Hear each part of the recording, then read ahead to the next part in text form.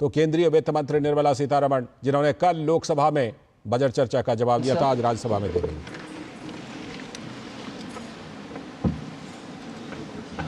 There's been a very robust discussion on the budget.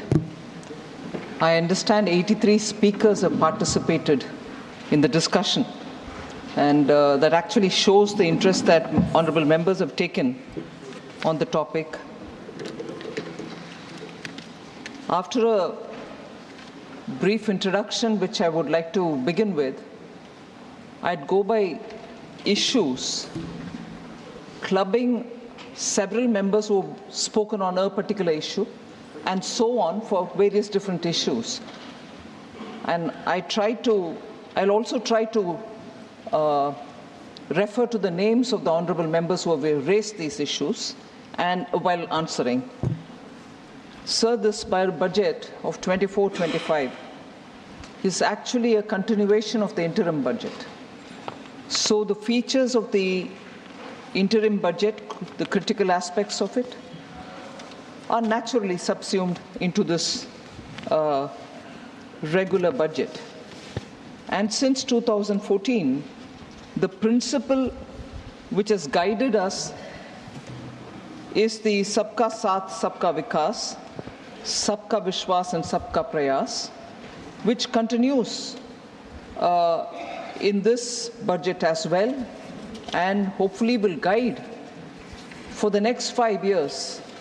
The 5 years being, this set of 5 years being very critical in taking the first steps towards building a Vikasit Bharat by 2047.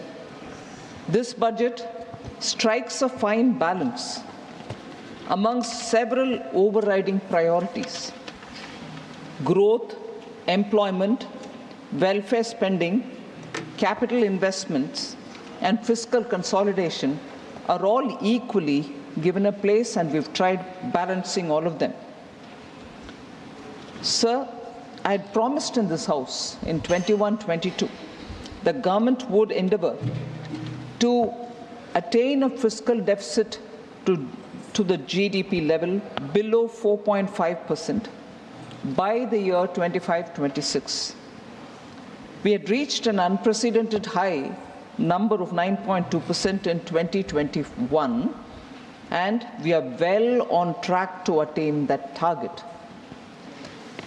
According to the IMF, India's share in the global growth is 16%, and it is also rising.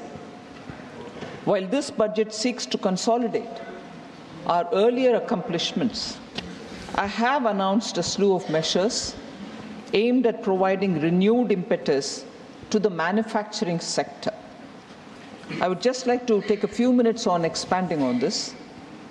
The aim is to boost domestic employment, create employment opportunities, and ensure high and sustained increase in India's share in the global GDP over the next 5 years. Several measures have been taken. In this budget in particular, we had mentioned about the basic customs duty, which has been reduced, and on specific items. Together with the production-linked incentives given for mobiles, India now already produces 97% of all the total mobile phones in demand in the country. And 30% of total production in India in the year 24 has gone for exports exclusively. So, India's production-linked incentive scheme stands out as a successful scheme, taking this one example, and in the other 13 sectors, 14 together, 13 sectors also, we see a lot of interest in investing and producing so that India becomes a manufacturing hub. The production-linked incentive scheme, which was brought in because we wanted to attract a lot of investment into India, is seeing a lot of interest and continues to see a lot of interest in investors. Further, in this budget, we also set up a critical mineral mission for domestic production and for recycling of critical minerals. We also are envisaging overseas acquisition of critical mineral assets. Further, we fully exempted customs duty on 25 critical minerals and reduced the basic customs duty on 2 of them. 2 were differentiated from the rest for particular reasons. So reduction in 2 and full exemption for 25 other critical minerals. I've also announced, sir, the development of investment-ready plug-and-play industrial parks in and around 100 cities of India. So that would immediately be a big attraction for people to come and set up businesses, being closer to cities that will enable them to have good skilled workforce to be employed. We are working towards establishing 3 centers of excellence in top education institutions for realizing the vision of Make AI in India and Make AI Work for India. That was mentioned in Budget 22-23.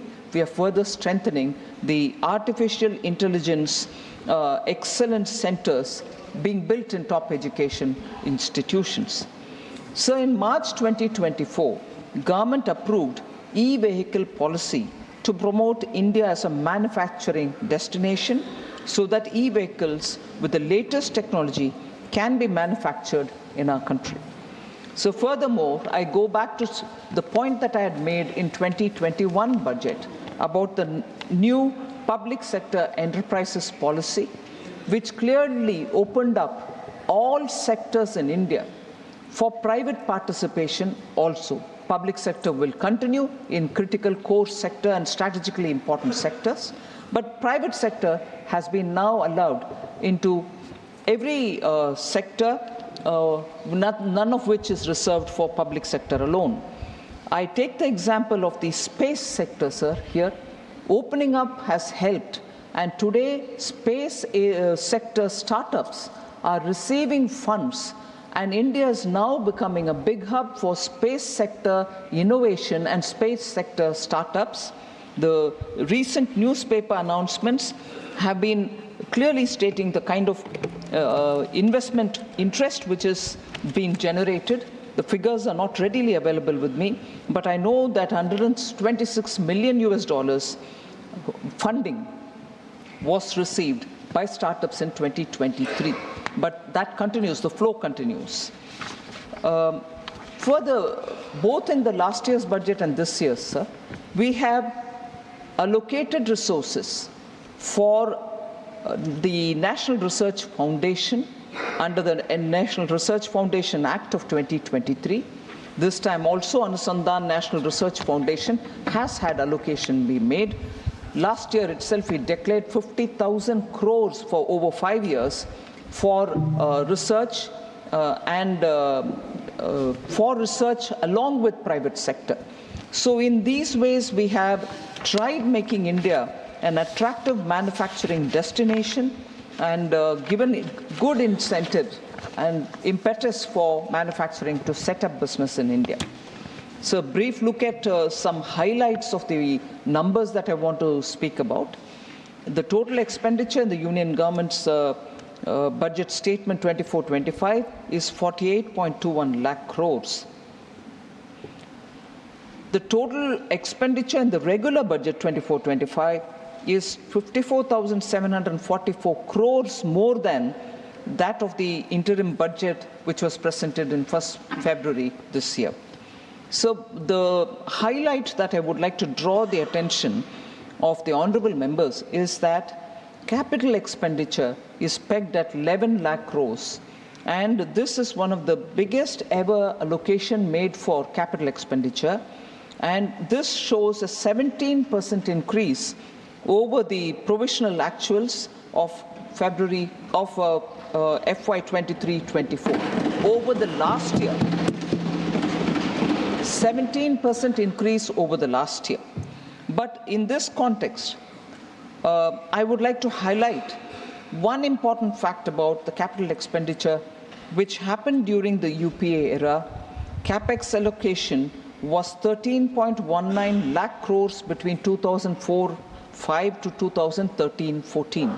The 10 years of UPA saw 13.19 lakh crores, whereas during our 10 years ending 2024, the allocation for capital expenditure is 43.82 lakh crores.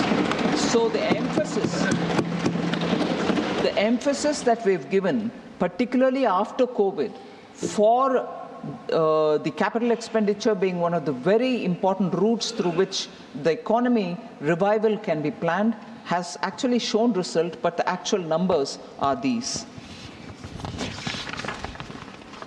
So there is also interest among members to know if the transfer to the states has been proper and as has been recommended by the finance commissions.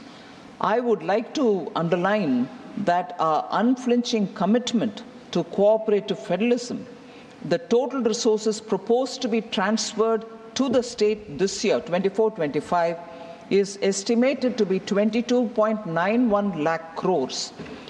This actually entails an increase of about 2.49 lakh crores over 23-24. Even compared to last year, it's an increase of about 2.49 lakh crores.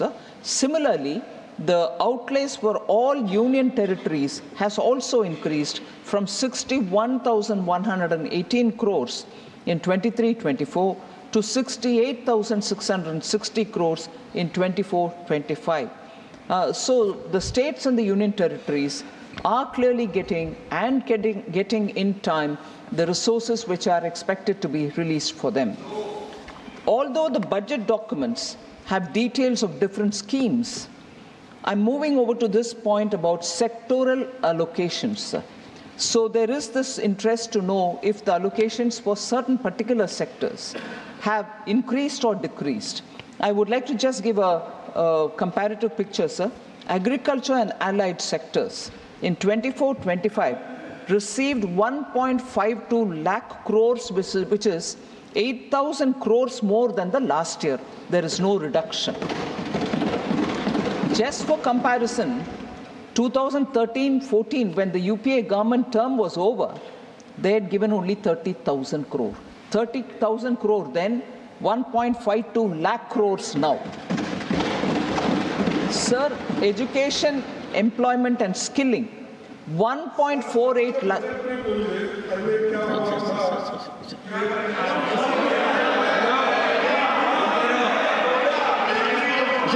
Please, honorable members, Finance Minister is speaking.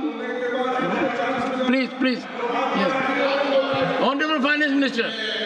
Sir, 24-25 budget for education, employment and skilling is 1.48 lakh crores, and it is 28,000 crores more than the last year, whereas again 2013-14 it was only 85,000 crores. Women and girls, 3.27 lakh crores in the current budget, which is 41% more allocation, 96,000 crore more allocation compared to the previous year. 96,000 crores it was in 2013-14. Similarly, for rural development, sir, 24-25, the current budget gives 2.66 lakh crores, 28,000 crores more than compared to last year, and it was just 87,000 crores in 2013-14. Urban development, 83,000 crores and 7,000 crores more than the last year, 12,000 crores in 13-14. Health and social welfare, sir, 1.46 lakh crores. Compared to last year, it is 74,000 crores more. 3,000 crore more than last year and 74,000 crores more than 2013-14. So I also already mentioned about the fiscal deficit. I just want to highlight that we had projected 5.1% of the GDP as the fiscal deficit in the interim budget, whereas now when we presented the regular budget for this year, It has been brought down further to 4.9%, and we aim to reach the deficit below 4.5% next year, sticking to the glide path given in 2021. And it was also said in the budget speech that from 26-27 onwards, our endeavor will be to adhere to a path that ensures that the central government's debt as a percentage of GDP is on the declining trend. Our focus will be on that. So I'd like to mention in this August House that the average weighted average yield, which is broadly the one which corresponds to the average cost of borrowing of the central government securities issued during the 10-year period of 2014-15 to 2023-24 is lower by about 60 basis points than the period between 2004-5 to 13-14. This is, and I'm giving a very notional idea, sir, but it helps to put things in perspective. If the borrowings in UPA 1 and UPA 2 were near the rates obtained by us, I know it is determined by so many other factors, market and so on, but if the borrowings in the UPA 1 and 2 were near the rates obtained by us, which could have been possible if they had our policies and our kind of credibility, it would have resulted in notional interest savings of approximately 35,000 crores for the government. Just to bring in the perspective, it can always be questioned, saying, oh, how can you bring in notional? But it's a perspective, sir. This points to recognition of this government's fiscal management and the management and this observation, the government's fiscal management prowess is an object. It's an observation of global observers, domain experts, and of course dispassionate economists, that the fiscal management of this government, which is a typical good feature which the Honorable then CM of Gujarat and now PM of country has always maintained fiscal prudence as one of the very important governance principles.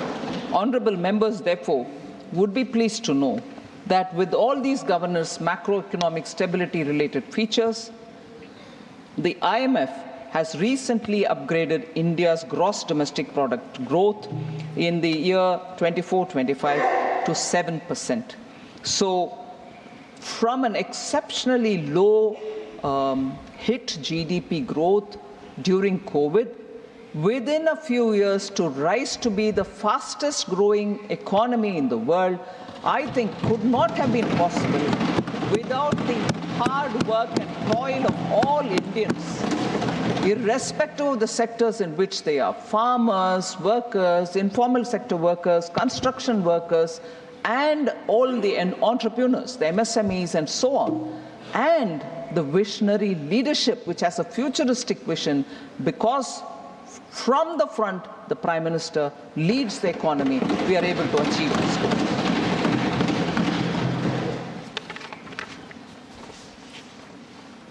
So I also presented the budget for the Union Territory of Jammu and Kashmir.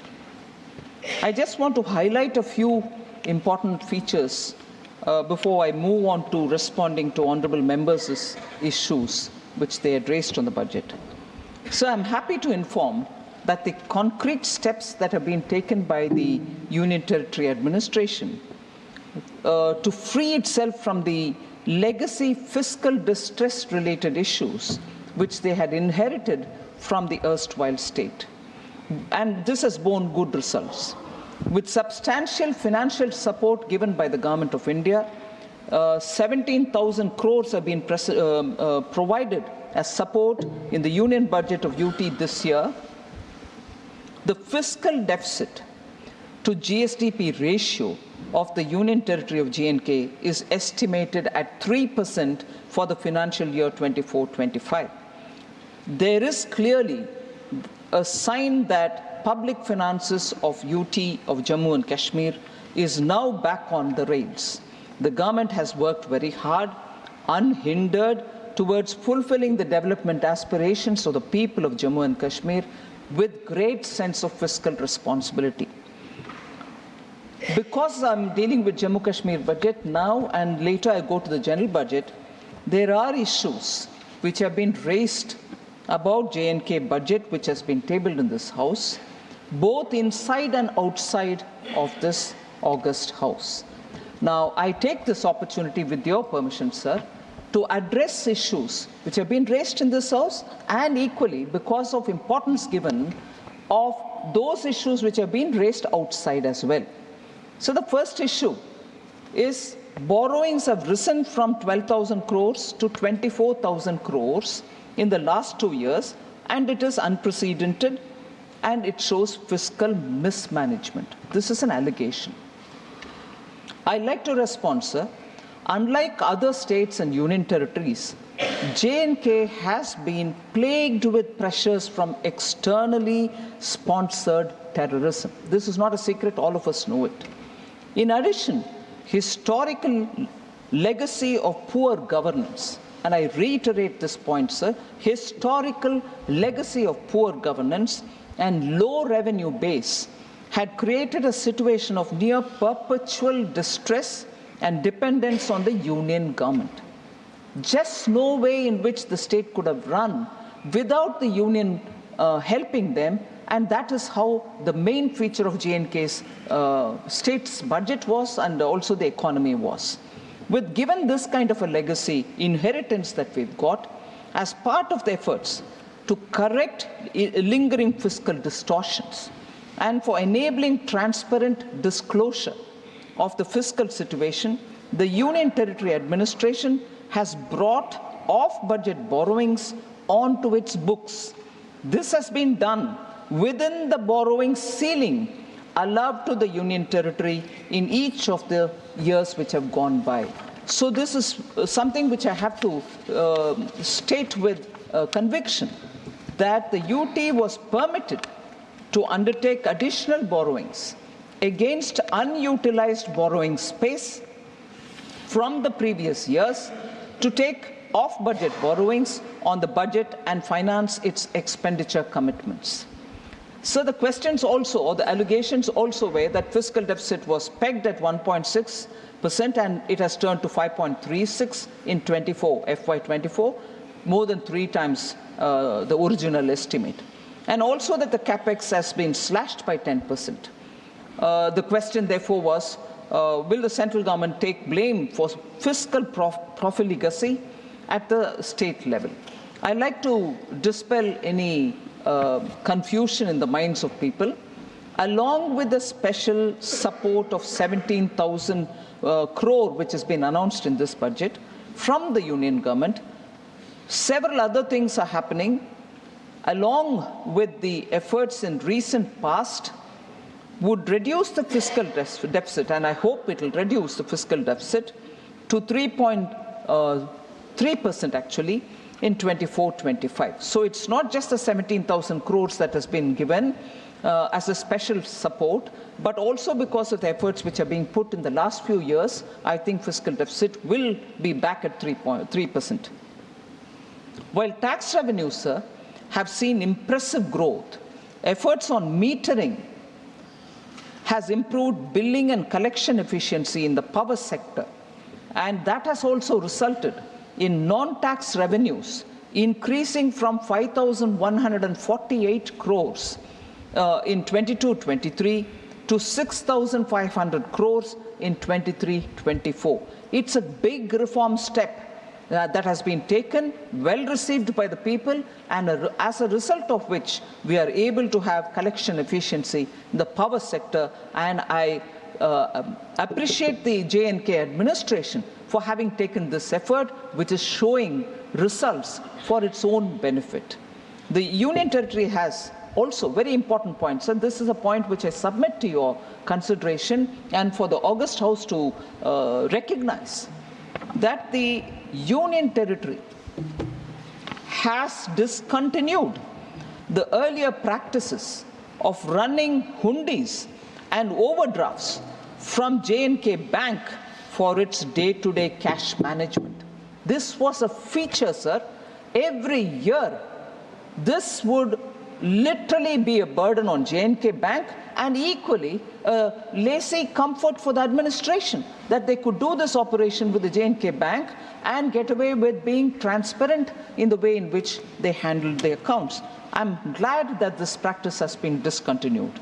During the last 4 years, the J&K Bank has made a remarkable turnaround from a loss-making bank of 1,139 crores of rupees in 2019-20. The bank has now made a profit of 1,700 crores in the year 23-24.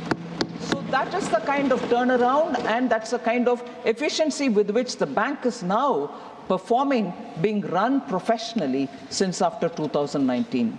Capital expenditure for the Union Territory, sir, has also increased from 10,634 crore rupees 22-23 to 12,101 crore in 23-24. So recording a 13.8% growth. So J&K, Union Territory and their situation is in a healthy fiscal situation, being able to meet the development aspirations of the state. One other point of criticism, if I may say so, has been that the state's tax to GDP ratio increased from 5 to 8% in 3 years. Does this mean the people of J&K are subject to heavy taxation without any corresponding increase in their welfare? This is one of the questions asked. I like to highlight, sir, that the J&K situation, J&K's higher tax to GDP ratio is due to better compliance and effective monitoring of the taxation system. I like to mention that with the introduction of GST, tax rate across the country is the same on all GST products. The rate of taxation on non-GST items are either at par with other states or only lower and not higher in J&K. Revenues from GST, motor spirit tax, excise, stamp duties were 9,467 crores in 2019-20. It has increased to 13,903 crores in the year 23-24. So the administration is showing efficiency in collecting from non-GST tax also. And as a result, the fiscal health of the state is also improving. So the UT has also given care to expand the dealer registrations, improve GST return compliances, initiated a lot of e-stamping systems, and conducted transparent excise auctions. Very important, sir. Transparent excise auctions. So that itself gives a lot of confidence about the way in which J&K administration is moving. On the employment rates, sir, 15 to 59-year-olds, the unemployment rate has come down from 6.4% in 2020-21, gradually to 5.7% in 21-22, and to 4.4% in 22-23. This has become possible because of substantial public investments that have led to creation of avenues of employment opportunities. Sir, I'd like the honorable members and yourself, the honorable chair, sir, to listen to the next issue, for which I will give my response. But I'm a bit concerned about the way this kind of a charge has been made on the union government. Sir, the allegation is, and I read it, perhaps the most worrying development is the FM's announcement that the union government has agreed to take the entire burden of the budget of police in J&K by spending 12,000 crores. It further goes to say this was earlier being done by the union government as part of the security reimbursement expenditure. Why hasn't that been, or why has that been repackaged from a reimbursement situation is the question. Further, has the police salary liability been taken over by the union government in perpetuity is also a question. To add to it, and this is the most interesting part, sir, does it reflect the government's intention to rule the state from Delhi in perpetuity by retaining home affairs of J&K with the union government? Will the FM commit in the House that taking over police salary liability is not a Trojan horse? I'd like to respond to this, sir. The scheme on reimbursement of security-related expenditure continues even today. So it has not been discontinued. Had it been discontinued, you will have the suspicion. But when it has not been, why would you have the suspicion in the first place? Or is it being not cared for, or you want to put it in the side and still generate a conversation based on just your apprehensions? I'm not sure if it is a responsible way to approach this issue. Second, sir, if at all, and I'm saying this with a bit of a hesitation, but I want to say this. If at all, sir, there was a Trojan horse as regards J&K, it is Article 335A and Article 370, which were the real Trojan horse, because it was not even made as a part of the constitutional amendment. It was just put in the appendix as though that's also part of the Constitution, but it was not duly brought as a constitutional amendment. But for those who are carrying that Constitution nowadays and showing it, they should explain to us, was that not a deceit? And is that not the Trojan horse to keep J&K not integrated with India?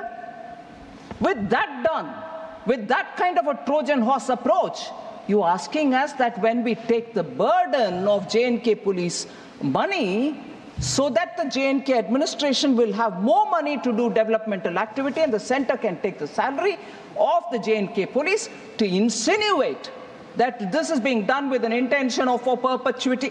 I'm sorry, this entire approach is making me wonder if this is being done deliberately so that there can be a kind of a, atmosphere created of doubt about India, about India's governance, about India's federal structure. This approach, I'm sorry to say, sir, is not healthy. And to just put it out, to say that this is how we perceive it. You've been in governance for more than 70 years. Not 70, 50, 40 years. I'm sure you understand the significance of what is going on and the way in which that state is being restored back to be a part of India. We belong to a party, sir, which firmly believed from the beginning, from 1947, Ek Desh, Ek Nishan, Ek Vidhan, unlike the Congress party. Sir, and I'm afraid to say, separatists who are self-proclaimed are coming into the Congress party with red carpets thrown for them to come in. Separatists who were the ones who caused permanent and perpetual problem there. Now post-2019, we are at least being able to develop the state even as we are containing terrorism. Whereas now, like earlier, terrorists are being, self-proclaimed terrorists are also being welcomed in the Congress party, sir. Sir, therefore, not yielding. She is not yielding. Mr. Randeep Surjewala, she is not yielding. Okay, go ahead. Sir, please, threat to let's not have this practice. federalism. This side also, please. Threat to cooperative federalism is a topic on which there's been a lot of discussion, based only on the fact that the budget speech mentioned only 2 states and it did not mention other states. Yesterday in the Lok Sabha too, I addressed this matter, sir. I wanted to highlight the fact that total resources allocated to transfer to the states in BE 24-25 is 22,91,182 crores, and that's an increase of 4,93,645 crores over the last year. So transfer to the states are going unhindered as per the recommendation of the Finance Commission. And I'll further elaborate that when I come to some of the members who have raised questions in particular on that topic. So, sir, in this respect, again, the threat to cooperative federalism issue has been raised by several honorable members, inclusive of former Finance Minister Chidambaram, Jawahar Sirkar, N.R. Elango, Shri Honorable Member Shanmugam, C.V. Shanmugam, and also Muhammad Abdullah. So there are many members who have raised this. And on that, sir,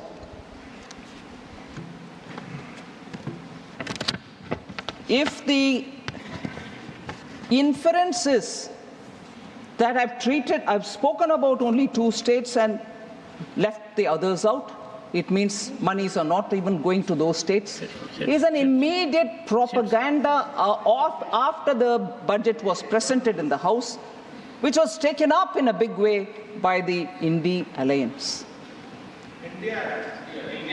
It can't be India Alliance here. India Alliance, or say I.N.D.I.A. India Alliance. Sir, therefore, what is the last A for? How can it be India Alliance? India Alliance. Mr. Chidambaram, not while sitting. Please, you are a very senior member. Please, and maintain order. She is not yielding. Sir, if only 2 states were named and others were not, I just want to highlight what happened in the earlier budgets, which were presented by Congress-led UPA. Sir, in the interim budget of 2009-10, only Bihar and Uttar Pradesh were mentioned. All right, they came back to power in 2009-10. Did they increase it? Yes, they increased it. To how many? To 8. Rest 20 states were not even mentioned. Are they clearly going to have to admit now that they did not send any money to 20 states because they didn't mention it in the speech? So I went back to reading every one of them, sir. 2004-5, only 11 states were mentioned, 17 were not. 10 were mentioned in the next one, 18 were not. So like that I can go on saying, does that mean during their time, for those states which they did not mention, they didn't send anything to their other states? No, even that wasn't true. They sent money to all states, but only chose to speak about some states. If that is true for them, but it can't be true for me, is it? Protest outside the parliament, say, oh, other states are being ignored. What a deliberate attempt to mislead people. And I condemn that.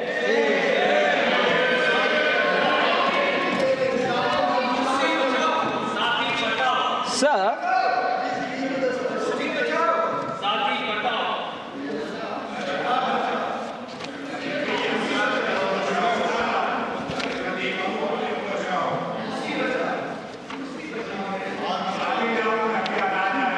I'll just highlight this point, sir,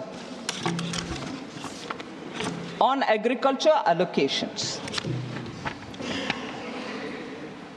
Agriculture allocation has come down, was the allegation, and also a statement made. Several members have spoken on that. Shri Randeep Surjewala ji, Raghav Chadda ji, Rajni Patel ji, Sanjay Yadav ji, and Manoj Kumar Jha ji. I want to highlight, sir, that the budget allocation in 2013-14 for agriculture and farmers' welfare was only 21,934 crores, whereas 24-25 it has increased to 1.23 lakh crores, over 5.5 times in a decade. PM Kisan, sir, about which I'll also mention a bit later, more than 3.24 lakh crores has been disbursed, to over 11 crore farmers. Institutional credit as a target for agriculture has increased more than 2.5 times since 2014-15, from 8 lakh crores to 20 lakh crores. Interest subsidy, which are given to farmers through Kisan Credit Card, has increased 2.4 times. Has increased 2.4 times since 2014-15, from 6,000 crores to 14,252 crores. KCC now covers animal husbandry and fisheries also. Small and marginal farmers, the number of accounts which are opened for them and they avail agricultural loan has grown from 57% in 2014-15 to 76% in 23-24. Sir, Pradhan Mantri Fasal Bima Yojana was launched in 2016 to provide crop insurance coverage to farmers, and more than 1.5 lakh crores has been dispersed till today to the farmers. Agri-Infra Fund, sir, was launched under Atmanirbhar Bharat package to address existing infrastructure gaps and mobilize investments. More than 35,200 crores have been sanctioned for 48,000 projects under the Agri-Infra Fund.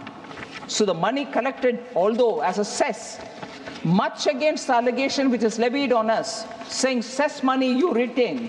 No, it is getting spent for, here in this case, for agriculture infrastructure creation. More than 23 crore soil health cards have been distributed to farmers, which provides farmers with the nutrient status of their soil and its composition. 1.8 crore farmers and 2.53 lakh traders have been registered on the eNAM portal, which is a national agriculture marketing place. In the last 10 years, more than 11 lakh crore have been spent to provide fertilizers to farmers at affordable prices. Government has also formulated agricultural export policy in 2018 in the country for the first time. This has led to agricultural exports reaching up to 4 lakh crores of rupees. A separate Department of Fisheries has been set up in 2019 and assisting farmers with schemes worth more than 38,000 crores, which have been implemented in the fisheries sector, due to which fish production has increased from 95 lakh metric tons to 175 lakh metric tons, almost double in the last 10 years. Sir, this is where this insurance-related point which I said earlier, I have to repeat. In its 2004 election manifesto, the Congress party promised to implement a comprehensive crop insurance scheme. However, it was not till the NDA, which came to power under Prime Minister Modi, Fasal Bima Yojana was implemented. They could have done it during their time, but no, it waited for a manifesto. But that was 2004 manifesto, and they had 10 years after that. They did not do anything on that. The Congress said it would examine the feasibility of direct income support to farmers. However, it was not till 2019 when Prime Minister Modi gave PM Kisan Samman Nidhi. They state things in their manifesto, it lies in the manifesto. No, they don't implement when they come to power. The failure of their flagship scheme, which is the loan waiver scheme of 2008, has been, I've mentioned this several times, I'm not taking the time of the August House, but the loan waiver scheme was not even fully implemented. In fact, many of the farmers were not given certificate that they've cleared their dues and everything, so that after that they can go and procure the loan from the banks, because without the certificates, bank wouldn't give. 38% farmers hadn't been given the certificate, and they are sitting, loan waiver gaya, loan nahi mila abhi. That is the halat, that is the careless and laid-back fashion with which a sensitive subject like loan waiver had been handled by Congress party. Sir, on health and education, Honorable Member Sanjeev Arora Sujit Kumar, and also Sagarika Ghosh had raised question. National health policy of NDA targeted only 2.5% of the GDP on health sector. So total allocation under health increased from 88,000 in 23-24 to 89,000 crores in 24, 89,287 crores in 24-25. PM Swasth Suraksha Yojana, under that 15 new All India Institutes of Medical Sciences have been approved, of which 9 projects have been completed starting from 2014. In 10 years, 9 new All India Institute of Medical Sciences have been completed, whilst total of 15 have been given sanction. Similarly, sir, 17 government medical college institutes have been approved, of which 10 projects have been completed. So attention given to health in different forms is what I want to lay before you for the consideration of the House. Sir, PM Jan Arogya Yojana, 34.28 crore Ayushman Bharat cards were issued, 94,225 crores have been authorized for hospital admissions. So the out-of-pocket expense of patients are all being brought down because of the various measures which have been taken out. Under Mission Indradhanush, cumulative total number of children vaccinated is 5.42 crores. Cumulative total number of pregnant women vaccinated is 1.31 crores. So the Pradhan Mantri Dialysis, National Dialysis Program, sir, has been implemented in 748 districts at 1,485 centers, and it deploys 10,077 hemodialysis machines. A total of 23.33 lakh patients have availed of this facility of dialysis. 2.7 crore hemodialysis sessions have been held as of 30th April 2024.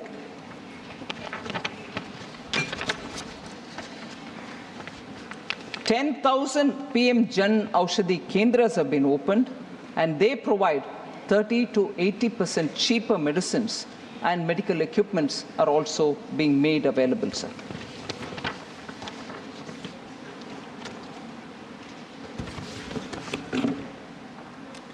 Sir, on unemployment, several members have spoken.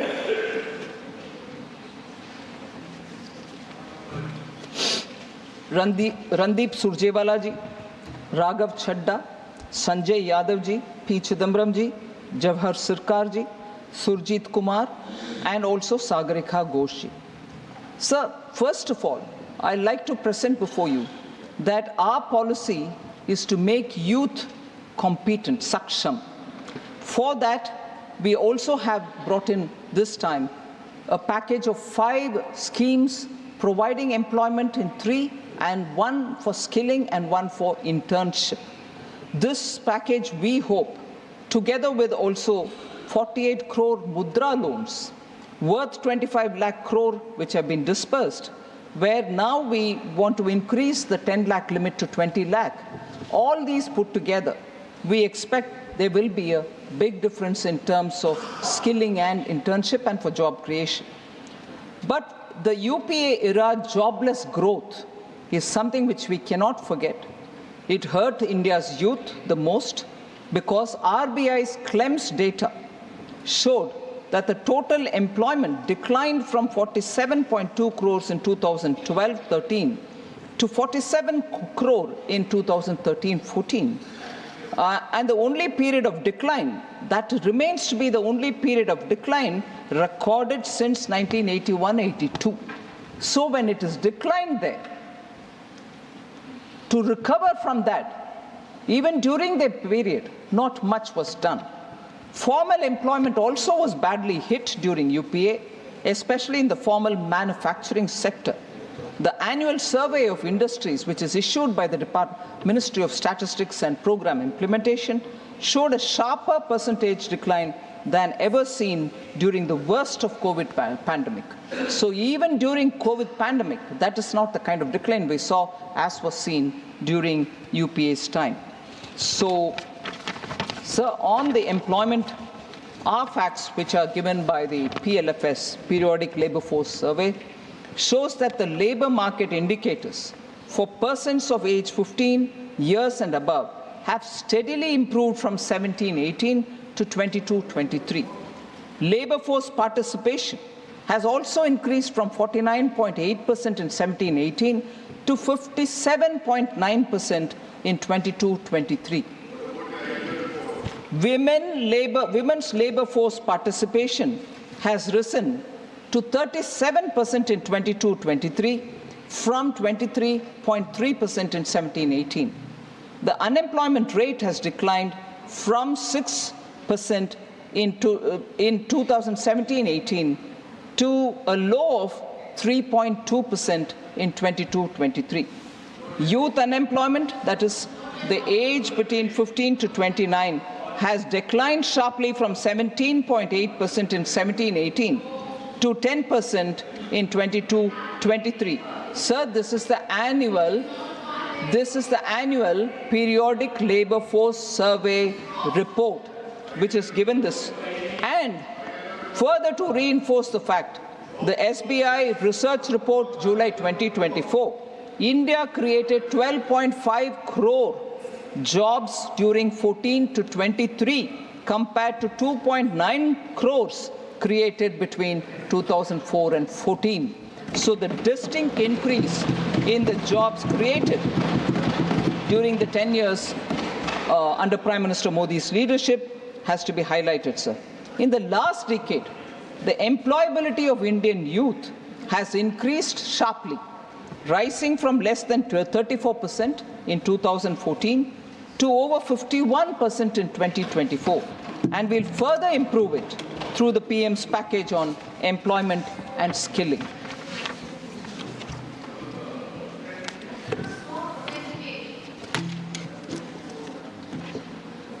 So inflation.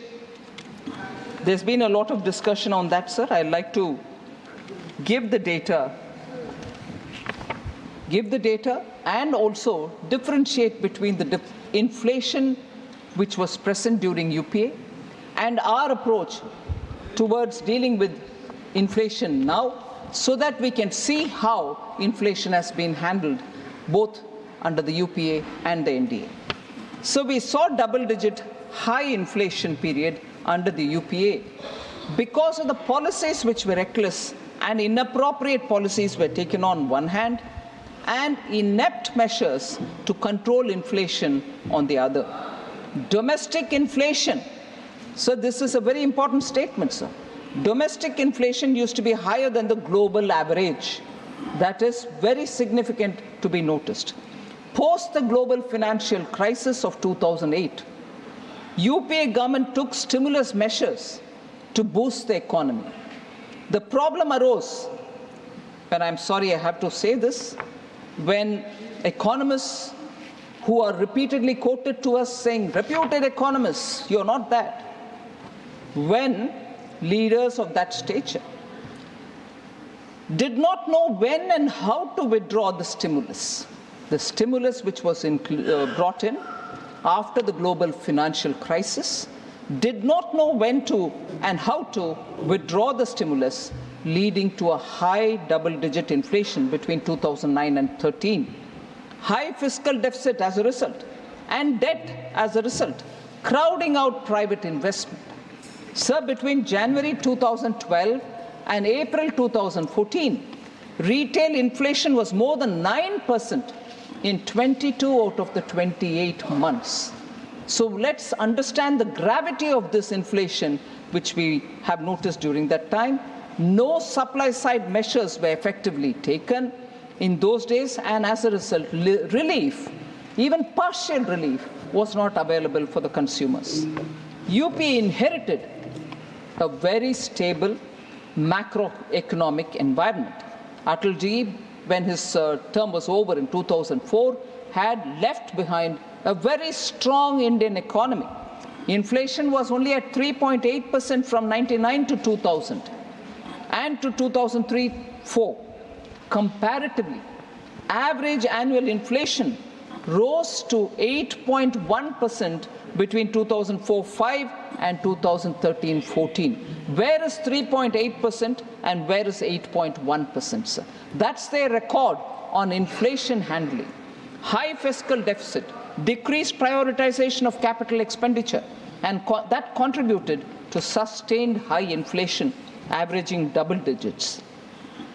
For example, sir, India's inflation averaged at 10.1% January to April 2013, compared to the average of 3.9% across all the emerging markets. If emerging markets are countries where we can compare ourselves, they were only at 3.9%, whereas you had UPA keeping our inflation at 10.1%. So whereas, to contrast this with our period, over the last decade, sir, India's average inflation was only 5.1%, lower than the 5.8% average among the emerging economies. So we are close to it and even lesser than the average of the emerging economies' inflation. That is the difference between UPA's handling of inflation and India's handling of inflation. Sir, Congress means mehengai is something the common man knows as well, because the common man's slogan used to be and continues to be Congress aayi, mehengai lai.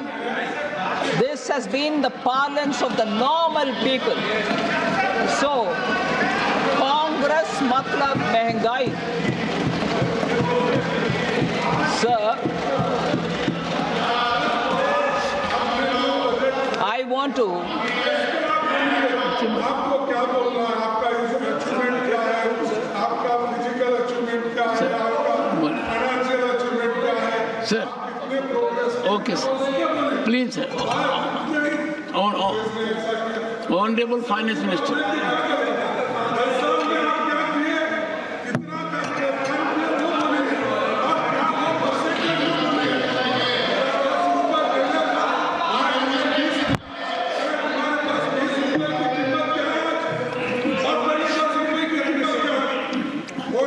Honorable Finance Minister, please.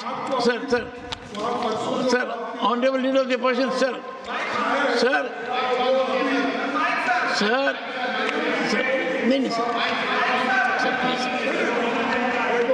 She is not yielding, sir.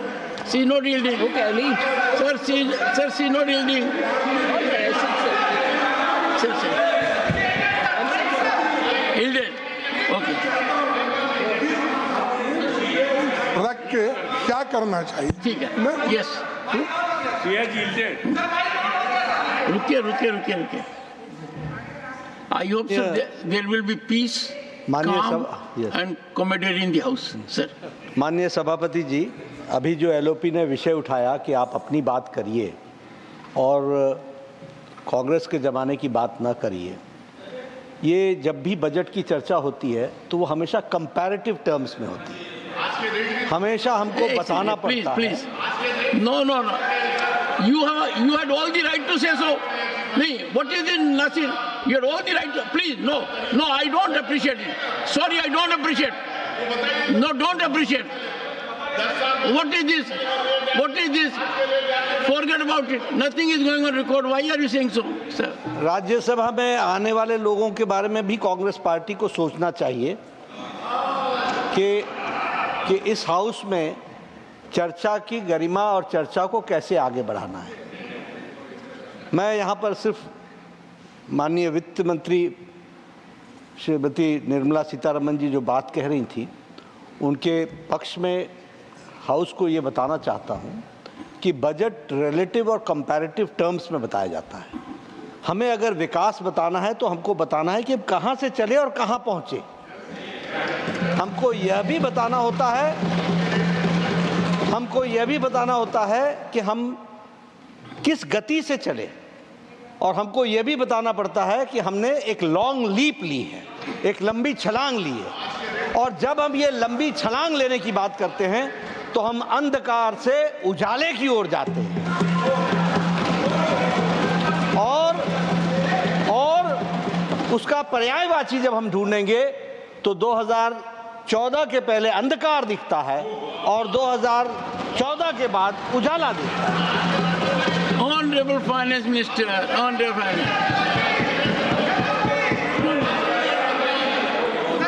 Finance Minister, no, nothing will go on record. No, not yours. I'm asking another minister. Please take your seat. Only Finance Minister will address. Please. No, I can't open the debate. The debate is over. Please, no, sir. Only Honorable Finance Minister will speak. We have to maintain some decorum in the House, and I'm glad we are improving a lot. Please. Thank you very much, Chairman, sir. Sir, I do take what the Honorable Leader of the Opposition has suggested. What we do today is what I'm highlighting, and therefore also saying something similar of this kind didn't happen then. He may refute it, but it is a matter of fact, and I'm grateful for the intervention of the Leader of the House to state it in his nice Hindi, which I can't speak as well, to say what exactly it was. Getting out of Andhakar to go into Acha Roshni Wala, and that's what is happening now. So, Honorable Finance Minister, but your Hindi is not bad. Thank you. Please go ahead. Thank you, sir. Sir. Please. Sir. Please. Honorable Finance Minister, please. Sir, it is not just me who's talking about what had not happened then, and it's not just me who's talking about what kind of things had happened then. I'm saying what not happened then and what kinds of things happened then, based on eminent people and their words. Take, for example, what one former governor of Reserve Bank had to say. And I'm quoting, I'm not taking his name. I don't know if it is permitted, because I think people who are not members of this House you should not name and so on. So I will just say former governor of Reserve Bank. In his book he says, sir, and I quote, "The finance ministry used to pressurize the RBI to soften interest rates and present a rosier picture of the growth to shore up sentiments. You were not able to perform in the economy, managing the inflation, giving stimulus to growth and leading the country to have better growth, but you're asking the RBI to give a rosy picture so that the sentiments don't get affected, because that sentiment and the kind of impact it was having on the economy is where we went to being fragile 5. And fragile 5 economy is a fact which was before them, but they couldn't act on it. Instead, they put pressure on Reserve Bank. So what you need to do constructively, you don't do. On the contrary, you do such things. And I'm not saying it. Reputed, respected, former bureaucrat who was also the governor of Reserve Bank has written it. So I want to just highlight, sir, whereas what kind of efforts we have made to keep inflation under control is something which I want to say now for members who have been very keen to know what is happening today. I'm telling you what's happening today. Please make a note of it. Sir, we implemented measures. Mr. Basu and Manitra, what they have said, that Please. Sir, we implemented measures leading to a reduced average inflation of 4.5% in 14-15 to 2018-19, well within the RBI's target range of 2 to 6%. Sir, moreover, India's inflation during 2020 and 23 was much lower than the global average. So I want to highlight why it was so. Because competent and proactive measures were undertaken by the government to control inflation, and we managed to contain inflation at 5.7% from 2019-20 to 23-24, despite challenges which were unforeseen and the size and the magnitude of COVID. was something which all over the world, even today, has tarnished the economies, and they are not able to come out of it, whereas we have managed to be closer to the tolerance band given by RBI. Many countries faced 3 or 4 decade high double-digit inflation after the COVID pandemic. So I just want to list out the 5-year terms and the inflation rates which have prevailed. These are numbers which are already in public domain, but it's useful for us to compare so that we know what are policy-induced internal factors which drove UPA's inflation as different from NDA's inflation, which is largely driven by a pandemic and because of the global disruptions. So the difference between the inflation then and the inflation now are very clearly before us. NDA's period, sir, 5 years between 1999 and 2004, retail inflation was only 3.8%. UPA 1, 5 years, it was 6%. UPA 2, 10.2%. So if you were to take 10 years of UPA 1 and 2, it was 8%, 8.1%. NDA 1, sir, between 14 to 19, 4.5%. NDA 2, 5.7%, sir. NDA 1 and 2 put together, 10 years, 5.1% inflation. Where is 5.1 and where is 8.1, sir, of the 10 years then, 10 years now? So we need to understand that even when very important steps were taken, like cutting down on the excise duty of petrol and diesel by the Honorable Prime Minister, twice, once in November and once in June of 23, November of 22, every state tried to reduce. But for political scoring of a point, Congress-ruled states did not. And even then and now, the inflation in those states, even if the change of government has happened, continues to be higher, and efforts to contain them is even being taken now also. They just didn't want to cut down. On the contrary, if I remember correct, our president and the leader of the House here is from Himachal Pradesh. The first thing the government did there after being elected was to increase the price of petrol and diesel. Now the cry for inflation in this House, questions on what action you're taking to contain inflation. Congress government in Himachal Pradesh, a small state, increases the price, and here the lecture is about contain the prices, bring it down. Congress can do that. So was the effort, so was it in Karnataka. So inflation and containment measures may be questions on us, and we are willing to answer. But what about those states which are being governed by Congress, sir? The steps that we've taken, the steps that we've taken to control inflation, sir, strategic policies for targeting inflation have been taken. PM Garib Kalyan Anna Yojana is to make sure that people get the bottommost layer, poorest people get their grains at least, so that they can have some kind of assurance that they have something to feed their family with. Government continuously offloads wheat and rice from the central pool under the open market sale scheme to increase availability in the market, steps that we are taking. To prevent hoarding and unscrupulous speculation, traders and wholesalers, big chain retailers, and processors were required to disclose their stock positions of wheat and rice. We follow them, we pursue with them, and then ensure that the stocks are coming into the market. Under the Price Stabilization Fund, sir, a dynamic buffer stock of pulses is maintained, and calibrated release of stocks contain the price, and we keep procuring to increase the buffer stock.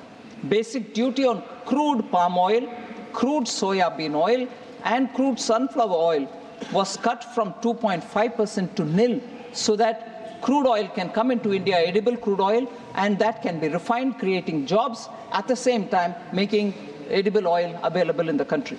The agri-cess on oils was reduced from 20% to 5%. So we are reducing the revenues that we are earning, but making sure people get affordable price commodities which are important. On January 15th, 2024, this duty structure has been extended to 31st March 2025. So edible oil can be distributed with affordable prices, sir. We have also taken measures to make sure basic items like atta, rice, chana dal and moong dal are distributed in the Bharat Atta, Bharat Rice and Bharat Chana Dal and Moong Dal branded so that they can be sold at affordable prices. Per kg cost of atta is 27 rupees 50 paise. Per kg rice is 27.50. Chana is 60 rupees a kg. And Bharat Moong Dal is at 107 a kg, 93 for Sabut Moong Dal. These are being sold. 7 lakh tons have been sold of atta, 13.98 lakh tons of rice, 11.52 lakh tons of chana dal, and 2,984.37 tons of moong dal, both put together, Sabat and Dula Hua, are sold, which means people are benefiting from the wholesale distribution, which is under the brand Bharat. So therefore, sir, I want to make sure that the efforts taken by this government to contain inflation are informed to the honorable members, and they know that we are taking the necessary steps. Quickly on Poshan Abhiyan, sir, and Saksham Anganwadi, the question which Sujit Kumarji from BJD had raised. Poshan and Saksham Anganwadi allocations have only increased and not come down. 20,554 crores in 23-24 to 21,200 crores in 24-25. On per capita income also, RJD Sanjay Yadavji has questioned. Sir, per capita income at constant prices grew at an average rate of 4% during 2012-13 to 2013-14. In all subsequent to those 2 years, except in 2019-20 and 2021, which were the pandemic years, the growth in per capita income at constant prices was higher than 2012-13 and 13-14. I can just read it out at constant prices, sir. 12-13 is 3.3, 13-14 is 4.6, and so on, except when in 2021 it was minus 8.9, it has recovered to be 5.7 now. So per capita income issue is also something I want to address.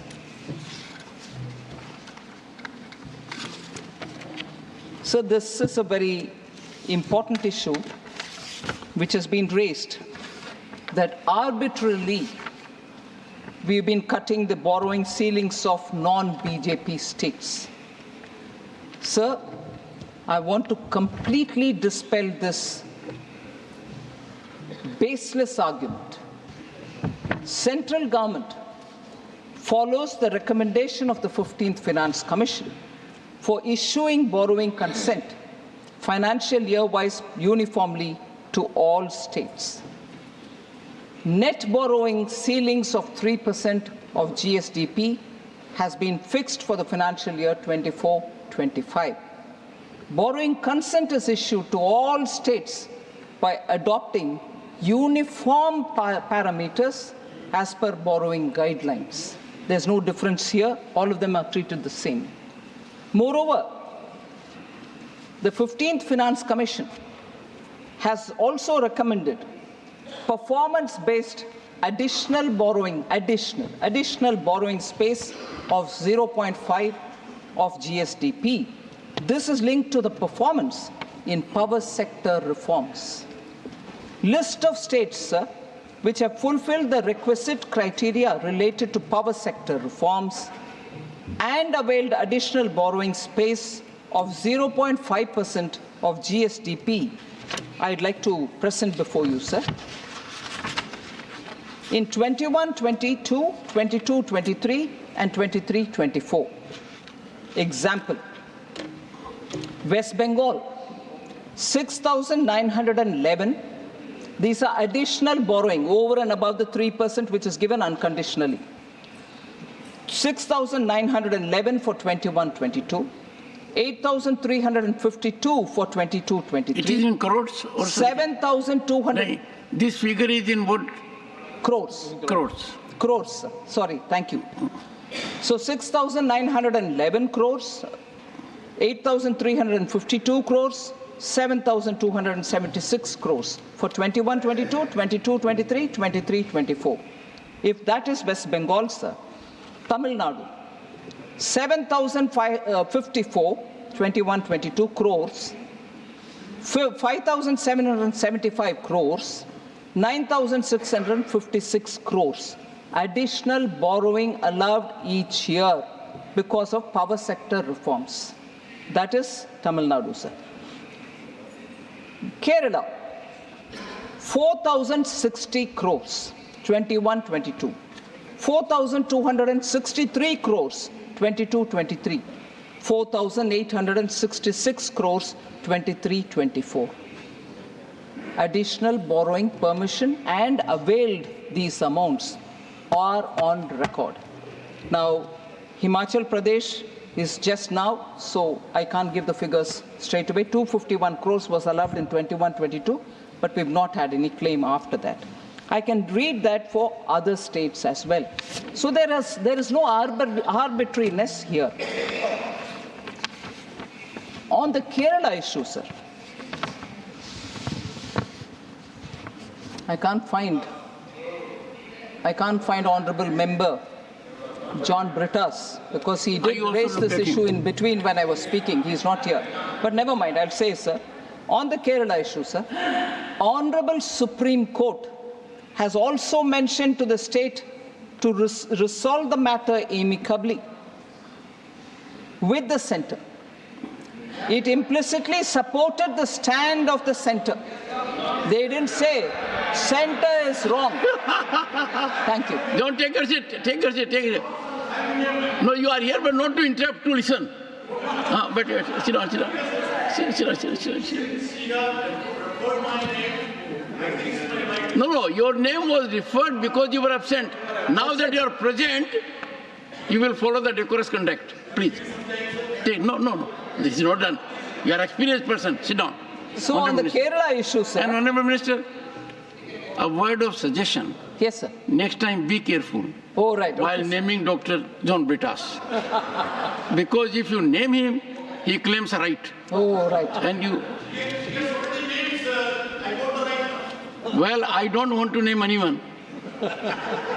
So on the Kerala issue, sir, Honorable Supreme Court has actually mentioned that the state should go amicably settle the matter as regards borrowing. The Supreme Court did not imply that there's wrongdoing or a malafide. If I can infer it, sir, implicitly supported the stand of the centre. I'll quote just one small paragraph, sir. The plaintiff state, Kerala, has failed to establish the three prongs of proving prima facie case: balance of convenience and irreparable injury. State of Kerala is not entitled to interim injunction as prayed. So the subject of Article 293, whether the centre should do it, should take an oversight mechanism, all this may be enough. Please maintain decorum. No. Please take your seat.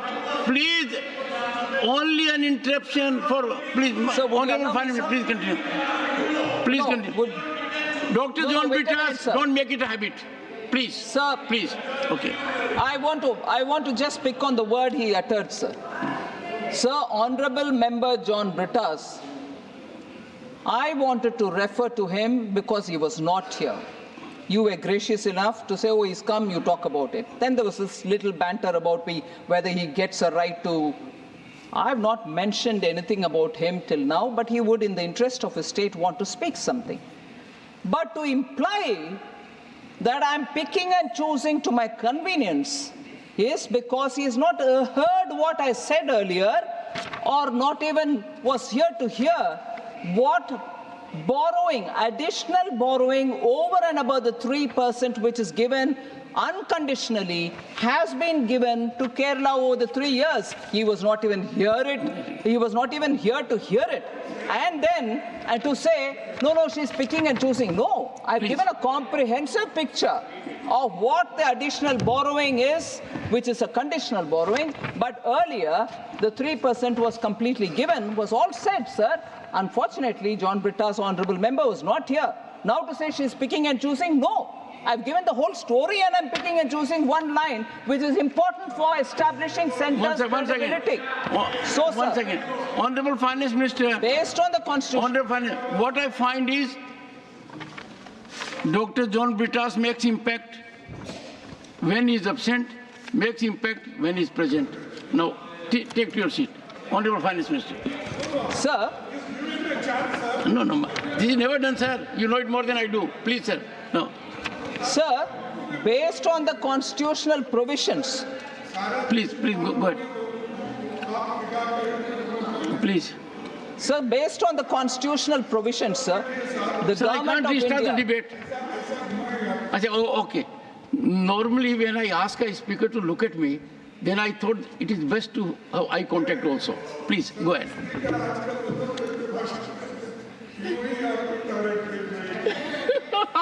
I'm following the rules, sir. Yes. No, the leader of the opposition has appreciated you. Thank you very much. Please go ahead. Sir, based on the constitutional provisions, sir, the government of India adopts a rule-based system. This ensures fairness to all states and no deviation is entertained because of presumed entitlements or presumed prejudices that may prevail. No, we follow as per the Finance Commission's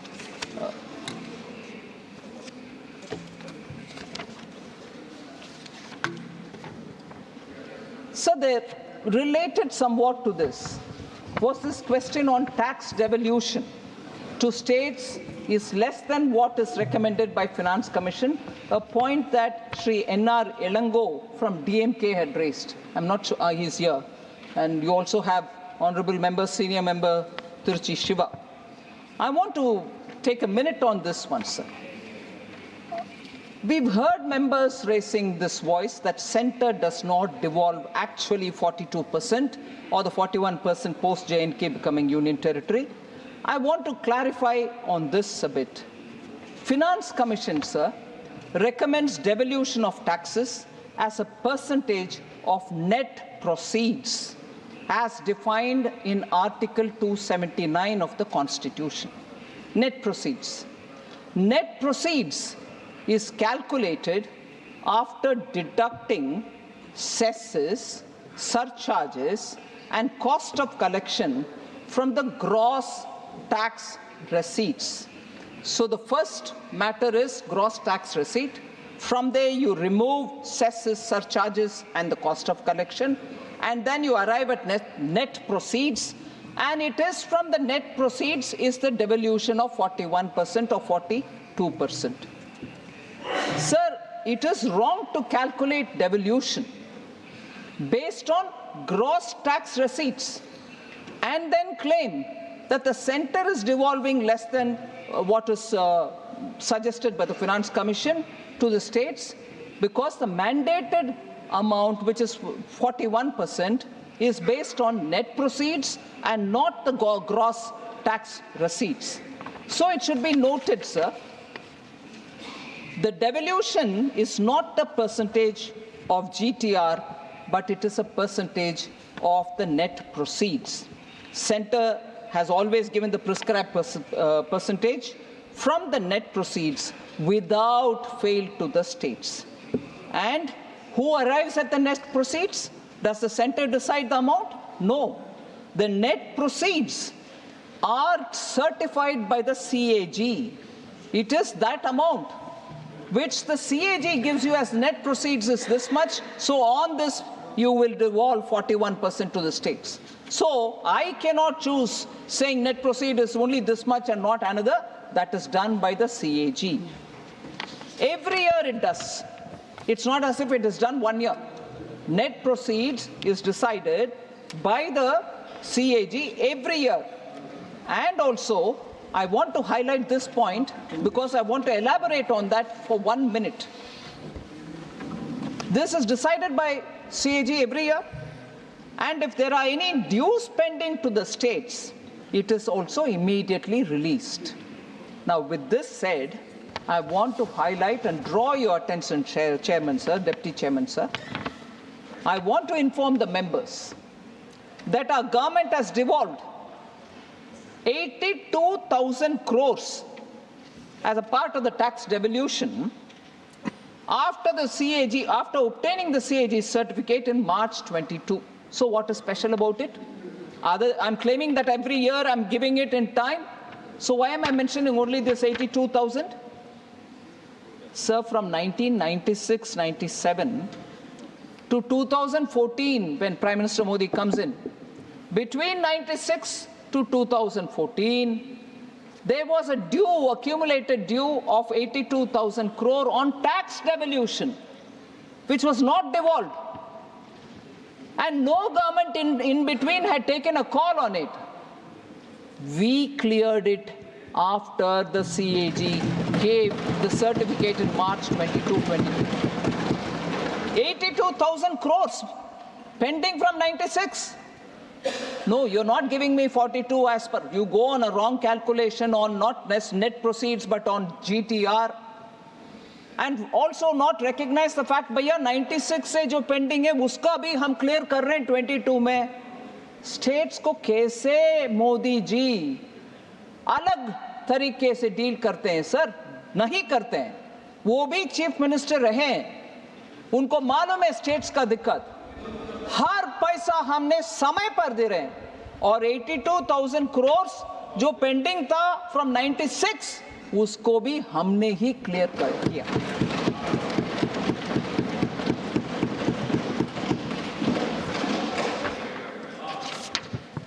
Sir, almost at the end, sir.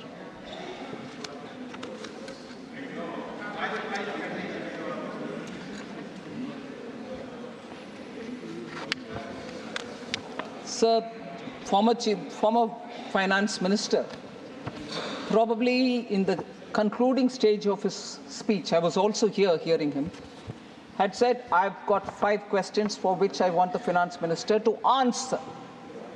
And the 5 questions pertain to minimum wages, legal guarantee, education loan waiver, abolition of Agniveer, scrapping of NEET.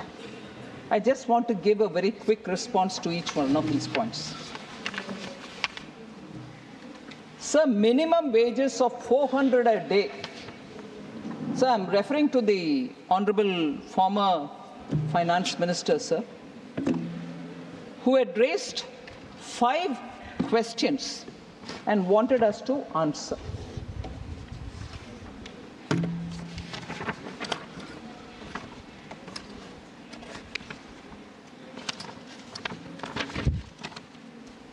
Sorry, sir, 1 minute.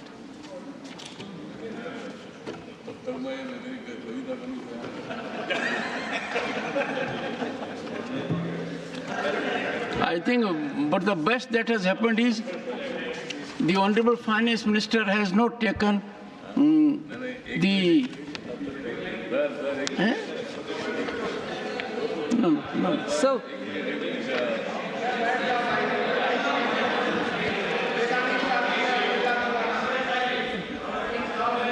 No. The Honorable Minister is also appointed, but not this occasion. 400. Not this occasion. Yes, not you. There is another Honorable Minister behind you. Oh, so my problem is I'll have to find some mechanism. If there are Honorable Ministers and the second one rises, then if I tell one, the other one may misunderstand it. Honorable Minister, please. Yes, sir, I'm just responding, sir. Well, I'm not addressing the Honorable Finance Minister. Yes. Mr. Thavle, please. For the चलो कम से कम आपने ऐसी चर्चा तो की जो थोड़ा सी हंसी मजाक की हुई. Otherwise, you are very serious when you make an observation. Sir, we raised 5 questions. Please. Honorable, please, Honorable Minister. No, I will not allow. If I had to allow, I would have allowed leader of opposition. I will not allow anyone.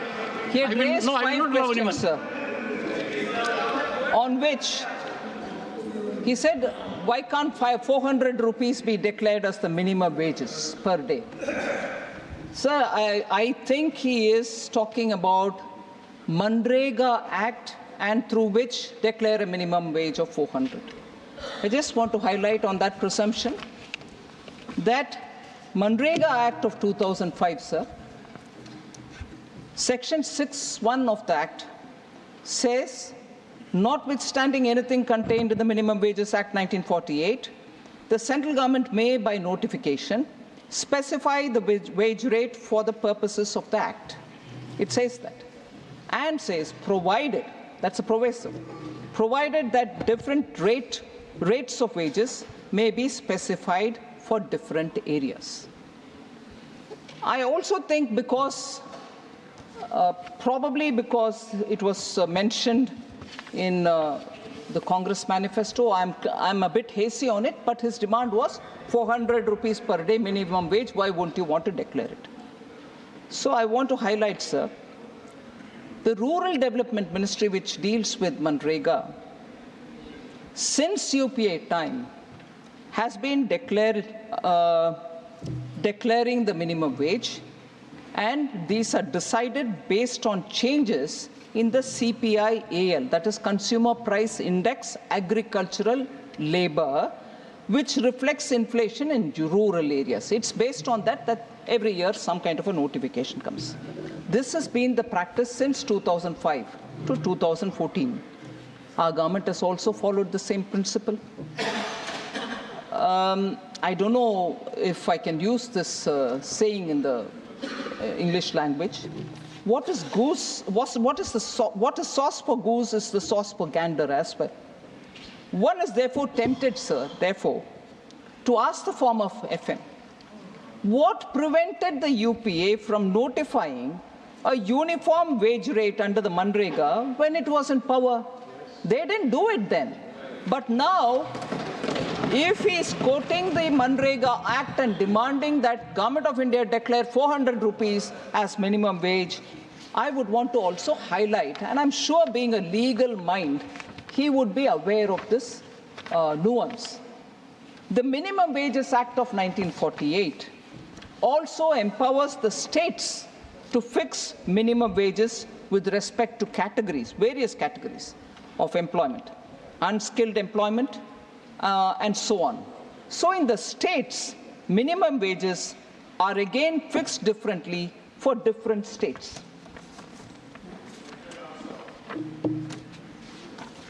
So permit me for a minute, sir.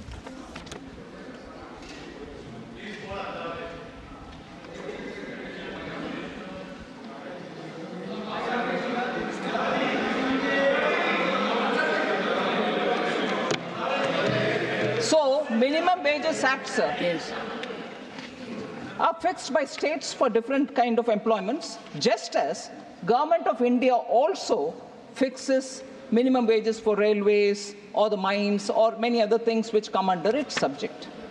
For example, sir, I'm taking the example of Karnataka.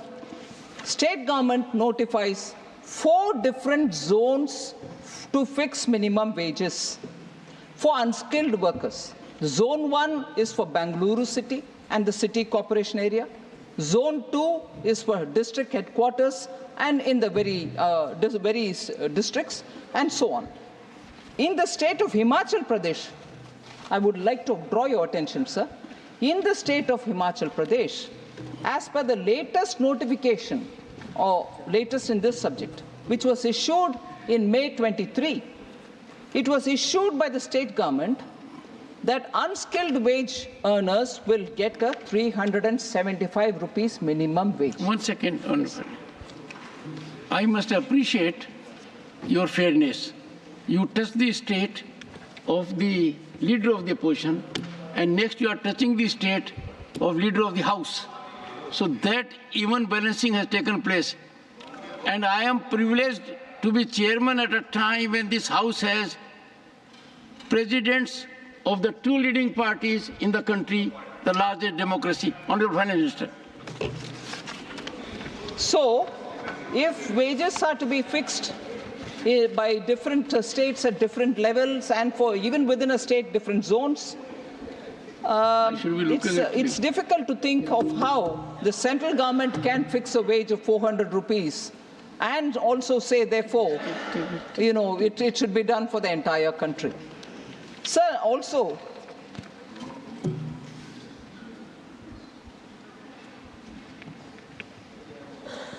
it must have been a slip of the tongue. I don't want to pick on it, but I'm very tempted, sir. In a speech, I think he claimed that he travels 500,000 kilometers by road every month.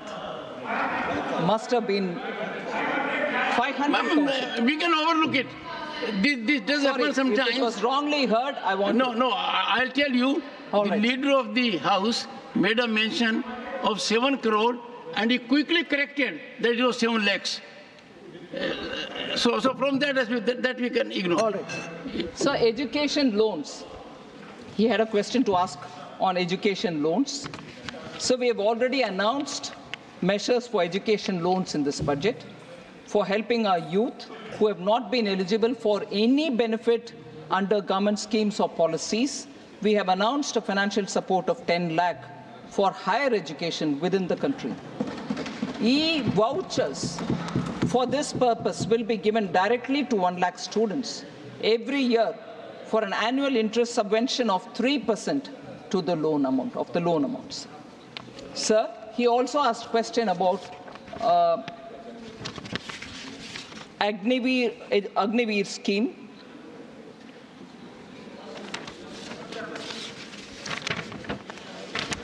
I wanted to highlight, sir,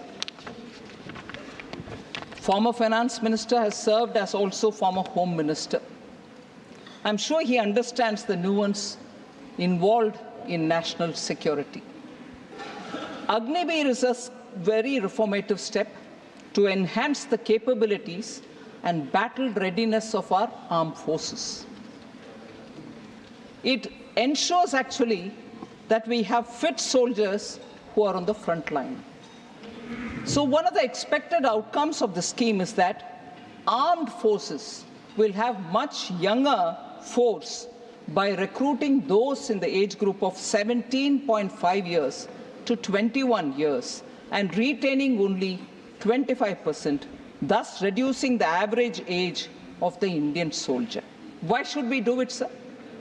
In countries like the US and the UK, soldiers are required to render only 2 of the 6 years in service because they want to keep the young, fit, and agile person at the borders.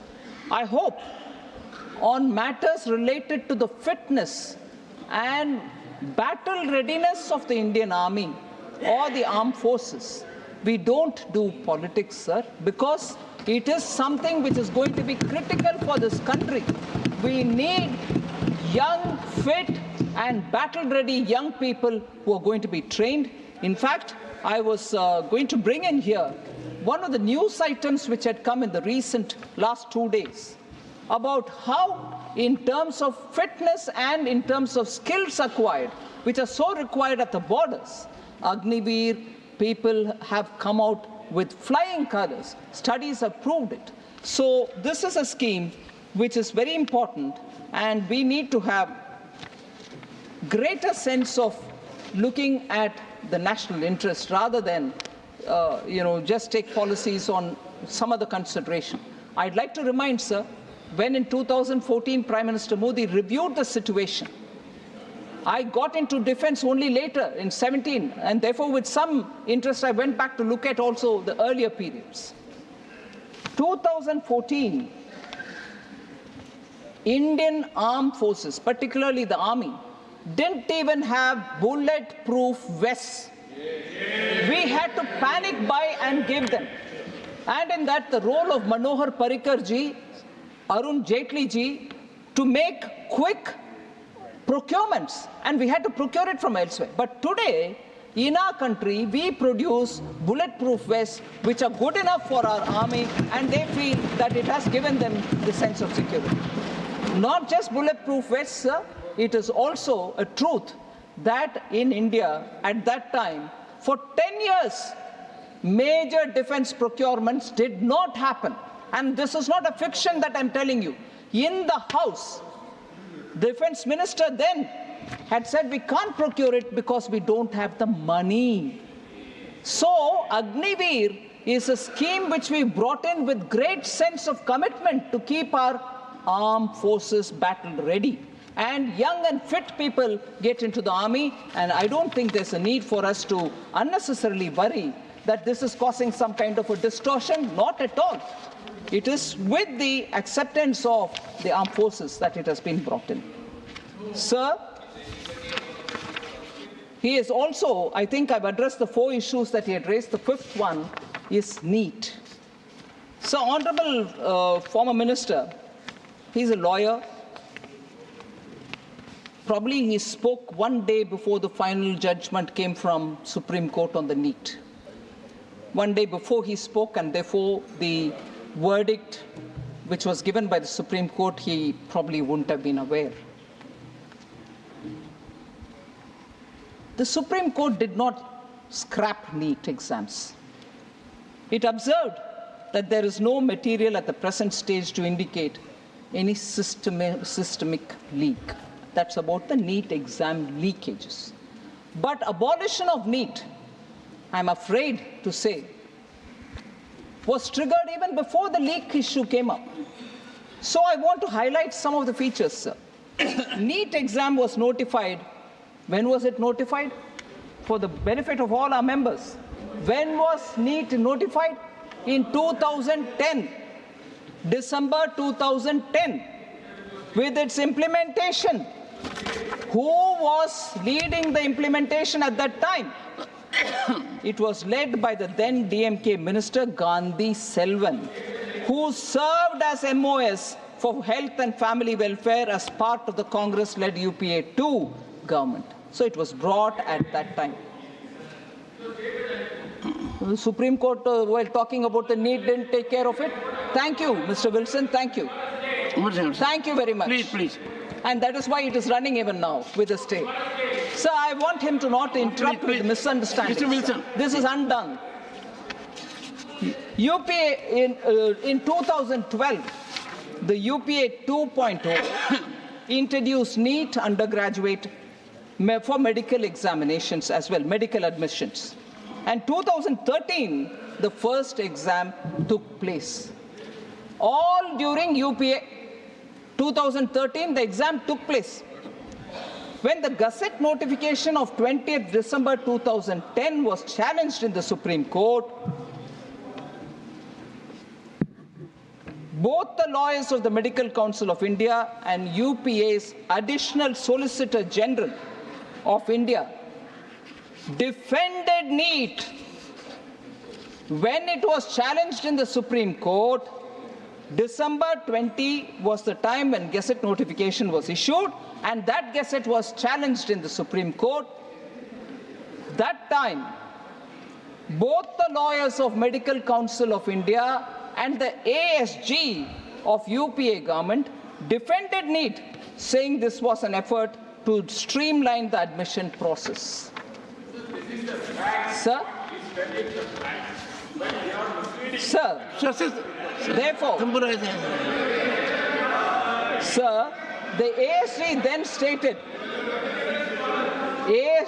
stated that the earlier system of multiple examinations was neither in the national interest nor in the interest of maintaining the standards of medical education, nor did it serve the interest of the poor middle-class students who had to buy forms of several examinations and travel across the country to appear in the examination. Multiple examinations they had to take.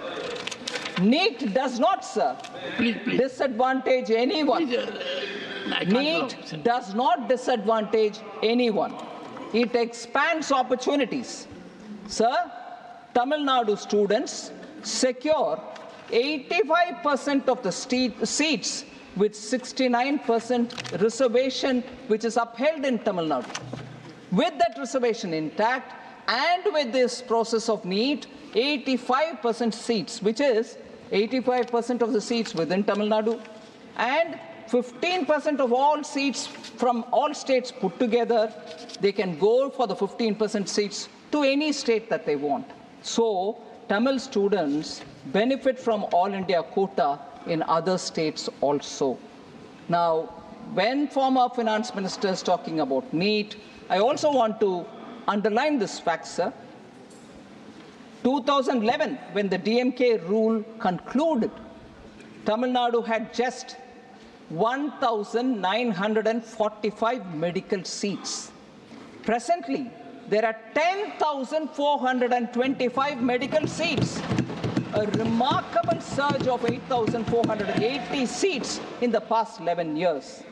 Sir, therefore, NEET has ensured cost-effective medical education for families.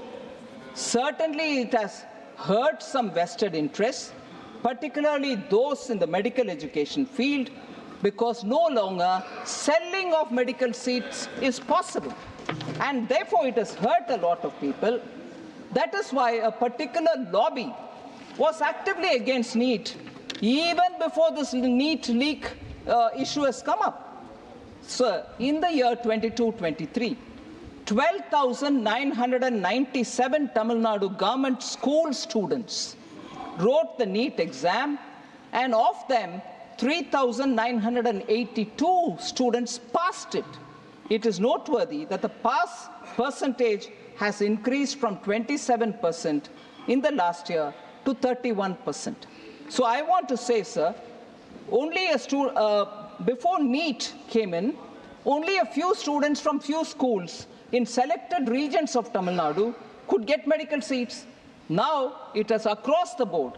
There are, of course, I don't know if you will permit me, government schools. I want to take the name of few government schools students from Tamil Nadu belonging to very humble backgrounds and rural areas who have passed the NEET examination over the last few years. I'll take the names, sir.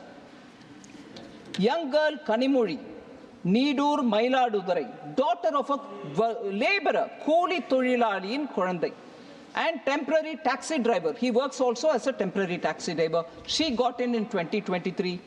Annapurani from a place called Singam Punari, Sivaganga district, the district from where our former finance minister hails. That girl has also managed to come in. She's the daughter of a construction worker, 2023 again. Arivu Nidhi, Vrali Malai is the place from where she is qualified, which is in Pudukkottai district. Son of a laborer, and he is also a Kooli Tholilali in 2023. Divya Bharati in a place called Talavadi in Erode district. Daughter of a laborer, again a Kooli Tholilali in 2023. Kavi Arasan from Karambakudi in Pudukkottai district, son of a farm laborer. Jeevit Kumar Periyakulam Theni, son of a goat rearer, shepherd, in 2020. Kavi Priya from Cheyyar, sir, daughter of a farmer, 2022. Santanam from